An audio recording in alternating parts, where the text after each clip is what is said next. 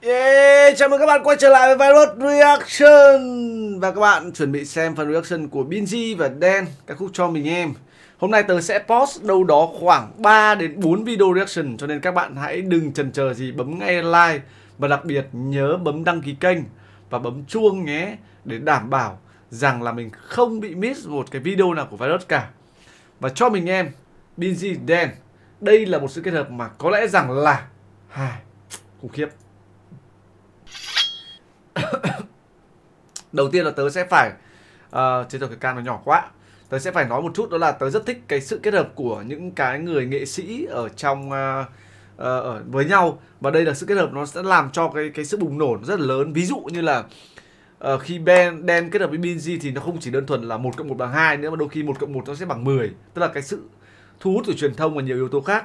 Nhưng mà theo những cái tiêu đề thì đây là bản studio session thôi, nó không phải là một cái bản MV official, nó cũng không phải là bản chuẩn chỉnh lắm. Cho nên chúng ta cùng xem là nó như thế nào. Lý do tại sao, thật lòng tớ cũng chưa nghe bài này, chưa nghe thật sự, chưa nghe lần nào, và bây giờ mới được nghe. Let's go. Từng xem người là thế giới, em từng yêu được sâu. Họ nói anh xem tình yêu là trò chơi, thực ra tuân thủ.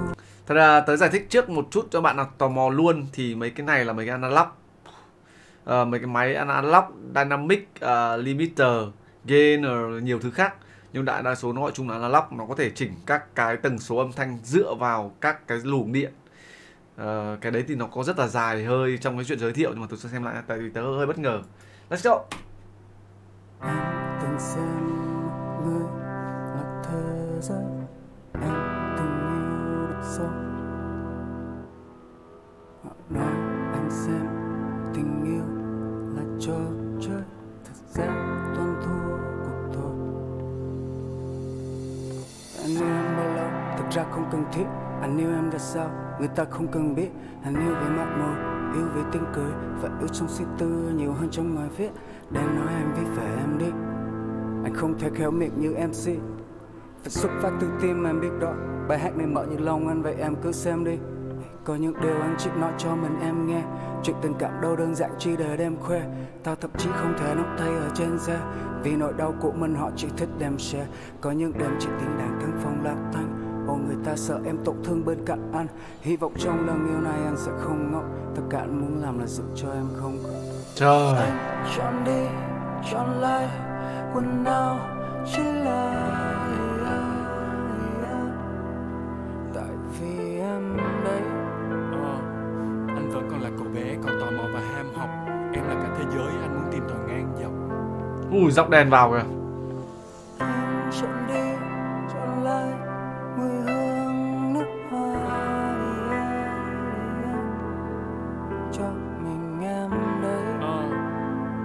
Tình yêu là một cái bẫy ai cũng Ui, giọng đèn này vào. Đã yêu nhau thì nước ăn dã man luôn. nên ngọt ngào. Cho mà nghe to này, giọng ngắn lắm.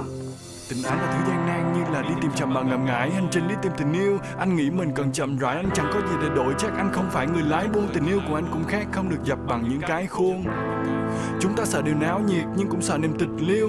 Không chen không lấn và không cố đè ngược chiều.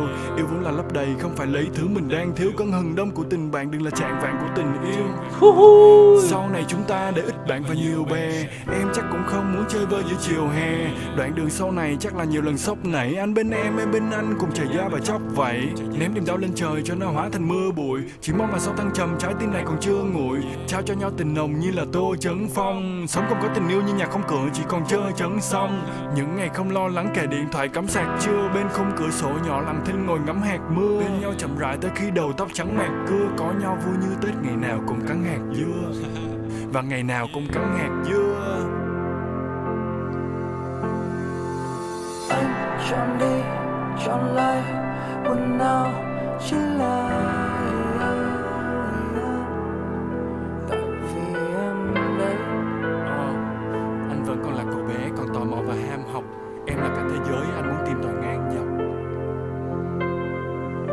Anh chọn đi, chọn lại mùi hương nước hoa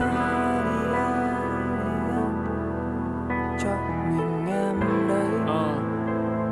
Tình yêu là một cái bẫy ai cũng Ồ, lọt vào đã yêu nhau thì Năm nay lần nào nghe cũng ngọt ngào. hút cuốn ấy. Hết rồi. Ủa vậy thôi à?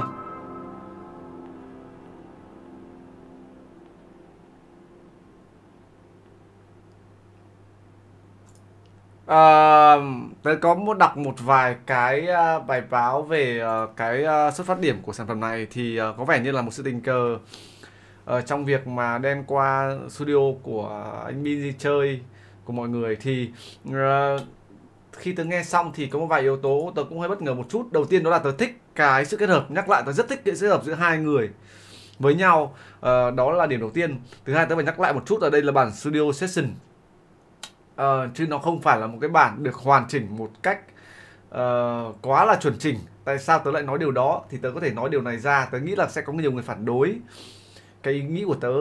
Tớ không đánh giá đây là một sản phẩm được chỉnh chu quá nhiều. Tất nhiên ngược lại nó là studio session, cho nên các bạn sẽ nghe được một vài cái thứ mình không khoái lắm. Tớ ước gì mà Dan và anh Binz là cùng nhau để ra một cái sản phẩm cho mình em nhưng được phối và làm lại một cách tử tế, có lẽ là nó sẽ hiệu quả hơn rất nhiều. Tất nhiên cái sự booming là một sự booming khủng khiếp, đặc biệt là về mặt truyền thông, các bạn hiểu ý tớ không? Về mặt sao ta? Tức là về mặt truyền thông ấy, chỉ cần nhìn thấy cái tiêu đề thôi ấy, là tất cả mọi người đều bấm vào, đều xem, đều share, đều lan tỏa một cách mạnh nhất có thể. Nhưng mà hơi tiếc nó là bản studio session. Bởi vì sao? Bởi vì như thế này chúng ta sẽ nghe rất là nhiều cái sự không chỉnh chu về âm thanh.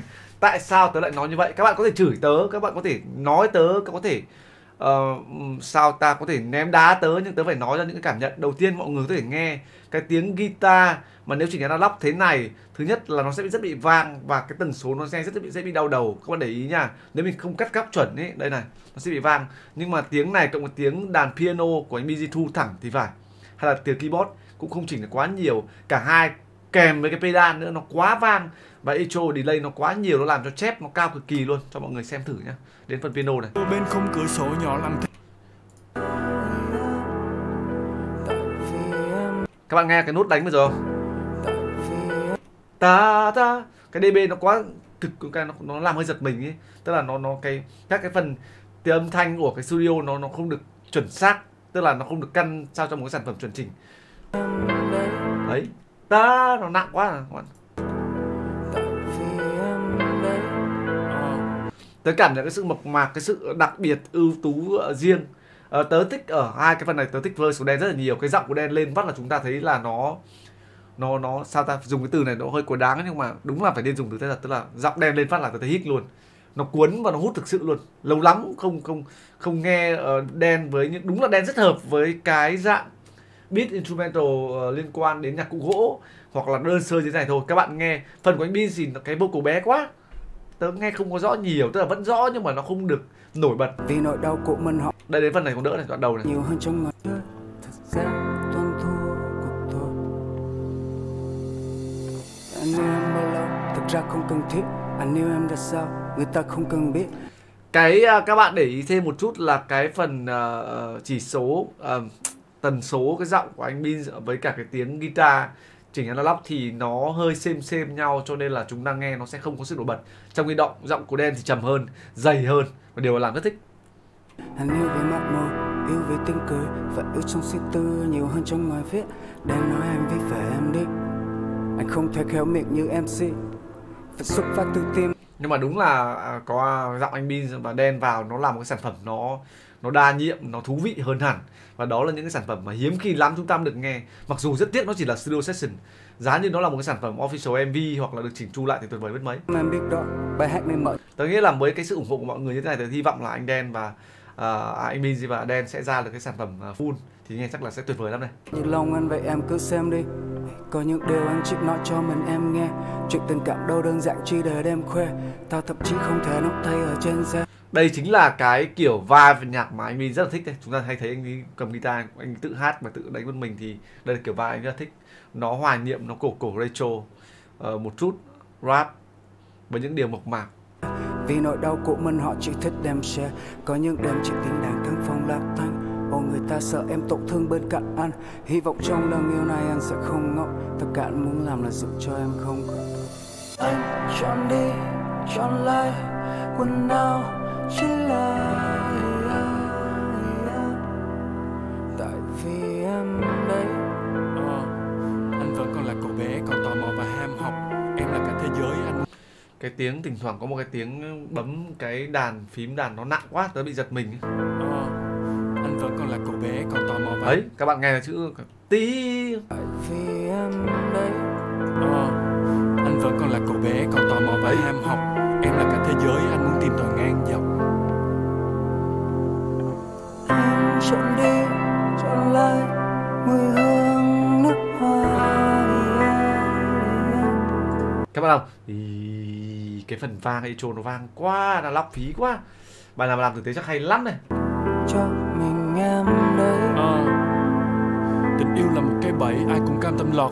Đúng giọng đen vào kìa, các bạn thấy không? Tức là cái phần trầm của giọng đen lại hợp nổi bật hơn rất nhiều với giọng anh Min ở trong cái phần studio session này. Đây có lẽ là một cái cảm nhận của tớ thôi, nhưng mà tớ hy vọng rằng là cả hai kết hợp với nhau đây là một điều tuyệt vời nhất và ít khi chúng ta được nghe. Hôm nay tớ cũng rất vui và hạnh phúc khi được nghe cái sản phẩm của hai người kết hợp với nhau ấy. Vào đã ương nho thì nước bọt cũng bỗng trở nên ngọt ngào. Tình ái là thứ gian nan như là đi tìm chậm bằng ngần ngại. Hành trình đi tìm tình yêu, anh nghĩ mình cần chậm rãi. Anh chẳng có gì để đổi, chắc anh không phải người lái buôn. Tình yêu của anh cũng khác, không được dập bằng những cái khuôn. Chúng ta sợ điều náo nhiệt nhưng cũng sợ niềm tịch liêu. Không chen không lấn và không cố đè ngược chiều.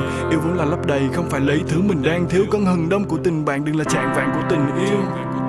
Sau này chúng ta để ít bạn và nhiều bè. Em chắc cũng không muốn chơi vơi giữa chiều hè. Đoạn đường sau này chắc hợp nhờ, hai người là hợp ghê gớm luôn, đúng cái vai rất hợp và rất là thích.